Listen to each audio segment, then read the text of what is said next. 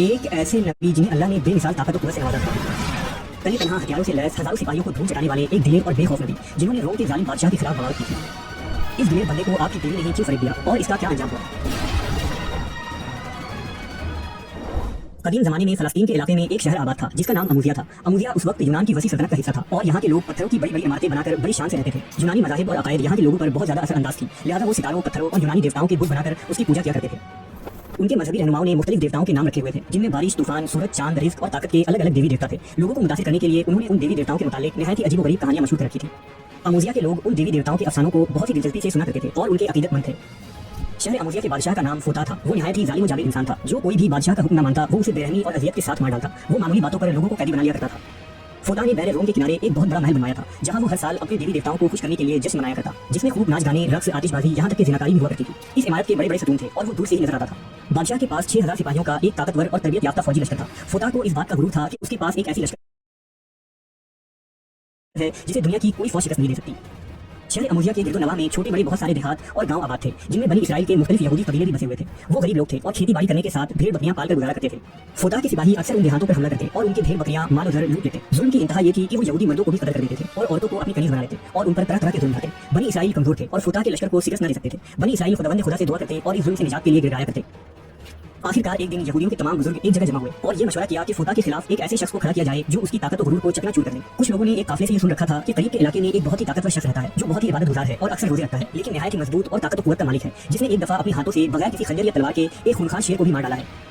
चुनांचा बनी इसराइल के लोगों ने ये फैसला किया कि हम सब उस शख्स के पास जाकर फोता की शिकायत करेंगे और उससे ये गुजारिश करेंगे कि वो हमारी मदद करे। दरअसल ये शख्स अल्लाह के पैगंबर हजरत शमून अलैहिस्सलाम थे। कुछ उलमा उन्हें नेक वली करार देते हैं, अलबत्ता तौरात और इंजील में शमून अलैहिस्सलाम को नबी करार दिया गया है जिन्हें अल्लाह ने गैर मामूली ताकत से नवाजा था और उनकी ये बेमिसाल ताकत ही उनका मुआजिज़ा था। मुवर्रिखीन के मुताबिक शमून अलैहिस्सलाम खुद यहूदी थे और आपका ताल्लुक बनी इसराइल के कबीला बनु दान से था। आपके वालिद का नाम मानू था। बहरहाल जब यहूदी शमून अलैहिस्सलाम के पास पहुंचे और फोता के जुल्म के मुतालिक बताया तो आप अलैहिस्सलाम ने इस जुल्म के खिलाफ लड़ने का फैसला कर लिया और उन मजलूम लोगों के मसीहा बन गए। पहले तो हजरत शमून फोता के दरबार में तशरीफ ले गए और उसे और उसके पैरोकारों को दीन की दावत दी। आप अलैहिस्सलाम ने उसे जुल्म, जबर और शिर्क बुत परस्ती से तौबा करने को कहा और उसे अज़ाब इलाही से डराया। लेकिन अहले अमूजिया और बादशाह फोता ने शमून अलैहिस्सलाम की दावत को सिरे से इनकार कर दिया और बादशाह आपकी जान का दुश्मन बन बैठा। लिहाजा शमून अलैहिस्सलाम ने अब फोता और उसके लश्कर से लड़ने का फैसला किया। हजरत शमून अकेले ही फोता की फौज से टकरा गए और तनी तनहा उसके सैकड़ों बल्कि हजारों फौजियों को मार डाला। जब फोता को इसकी खबर हुई तो वो घबरा गया और हैरान रह गया कि कोई इंसान इस कदर ताकतवर कैसे हो सकता है जो एक ऐसी फौज को अकेले शिकस्त दे दे जिन्हें आज तक कोई शिकस्त न दे पाया हो। फोता ने अपने सिपाहियों को हुक्म दिया कि शमून को एक लोहे के जाल में फंसा ले। लिहाजा जब दूसरी मरतबा जंग हुई तो सिपाहियों ने आप अलैहिस्सलाम को जाल में फंसा दिया, लेकिन शमून अलैहिस्सलाम इस कदर ताकतवर थे कि आपने इस लोहे की जंजीर नुमा रस्सियों को भी तोड़ डाला। हजरत शमून ने फोता और आपके फौजियों को खबरदार किया कि अगर उन्होंने आम लोगों पर जुल्म सितम बंद न किए तो वो इस तरीके से नुकसान उठाते रहेंगे और तबाह बर्बाद हो जाएंगे।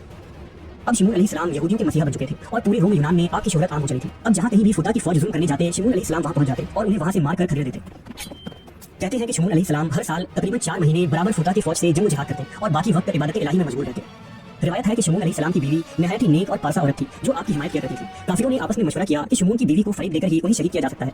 लिहाजा हजरत शमून की गैर हाजिरी में बादशाह अमूजिया का वजीर आपकी बीवी के पास आया और कहने लगे कि बादशाह फोता तुम्हें अपनी मलका बनाना चाहता है और ऐश इशरत की जिंदगी देना चाहता है, लेकिन इसके लिए तुम्हें यह काम करना होगा कि अपने शौहर शमून को किसी भी तरह से मारना होगा। चुनांचा काफिरों के फरीब में आकर वो राजी हो गई और उसके दिल में माल दुनिया की लालच जाग उठी। एक रात हजरत शमून की बीवी ने सोते वक्त हजरत शमून को एक जंजीर में बांध दिया। जब हजरत शमून उठे तो हाथ पांव उठते ही जंजीर टूट गई।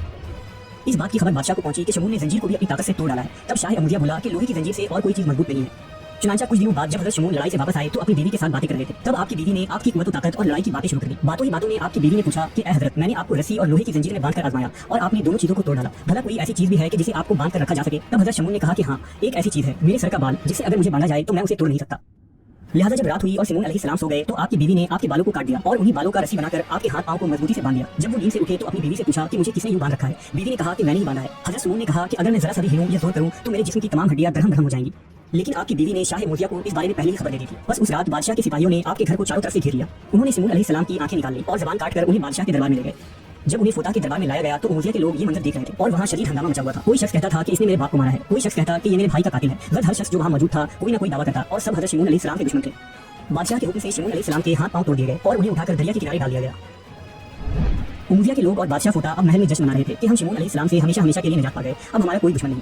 लेकिन इधर हजरत जिब्राइल अलैहिस्सलाम ने अल्लाह के हुक्म से शमून अलैहिस्सलाम को हवा पर उठा लिया। आपके हाथ, पांव, आंख और जिस्म के मुख्तलिफ अज़ा ठीक होने लगे। जिब्राइल अलैहिस्सलाम ने फरमाया, ऐ शमून, उठ खड़े हो, खुदा के हुक्म से, और अल्लाह ने तुम्हें बहुत ताकत और कुव्वत दी है। बस इस मलून के मकान का सुतून पकड़कर तमाम हसार और मकानों को खोदकर दरिया में डाल दो। तब शमून अलैहिस्सलाम खुदा का नाम लेकर उठे और उस मलून के महल के मकान का सुतून पकड़कर उस सुतून को जमीन से उखाड़ दिया। बादशाह अमूजिया के महल में एक तूफान खड़ा हो गया और ज़लज़ला जैसी हालत पैदा हो गई। अहले अमूजिया हलाक हो गए और बादशाह भी वासिले जहन्नम हुआ। इस काम से फरागत पाने के बाद शिमून अलैहिस्सलाम अपने घर की तरफ रवाना हुए। शिमून अलैहिस्सलाम ने वहां अपनी बीवी को पाया तो ये इरादा किया कि उसे कत्ल कर दें, लेकिन जिब्रील अलैहिस्सलाम ने अल्लाह के हुक्म से फरमाया कि ऐ शिमून, अल्लाह फरमाता है कि तुम अपनी बीवी को कत्ल न करो और ना ही किसी तरह की अजियत या सजा दो, क्योंकि उसने नादानी से ये सब कुछ किया और औरत तो नाकिसुल अकल होती है। बस शाह अमूहिया की तख्त और बादशाही में शराकत की हुई लालच में आकर उसने अमूहिया की सलाह से ये सब किया था, लेकिन अब उसने तौबा कर ली है और नदामत के आंसू बहाए हैं। बस तुम अपनी बीवी की गलती को माफ कर दो और उसके साथ प्यार मोहब्बत से रहो। शिमून अलैहिस्सलाम के इस तारीखी वाक़े से हमें ये सबक मिलता है कि अगर अल्लाह ने किसी शख्स को किसी खास सलाहियत से नवाजा है तो उसे अपनी इस खूबी या सलाहियत को दूसरों की मदद के लिए सर्व करना चाहिए, क्योंकि यही बंदगी और खल्क़ खुदा की खिदमत का बेहतरीन तरीका है। जिस तरह शिमून अलैहिस्सलाम ने अपनी ताकत को जालिम बादशाह